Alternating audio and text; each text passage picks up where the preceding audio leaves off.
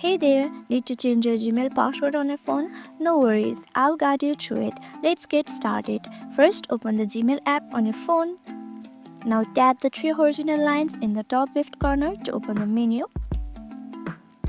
Then scroll down and tap Settings.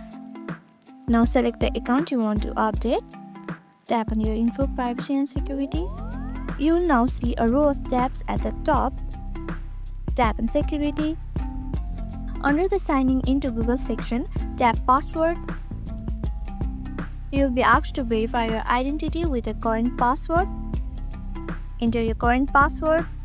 After you have entered your password, tap on Next. Once that's done, you can enter your new password. Make sure it's strong, combining latest numbers and special characters. Now tap on Change Password. Tap on Change Password. Tap on Get Started. And that's it. You have successfully changed your Gmail password. Don't forget, you need to log back into your Gmail app with a new password. And that's it. Quick, secure and easy. If you found this video helpful, don't forget to like, subscribe and hit the notification bell for more videos like this. Thank you for watching and I'll see you in the next video.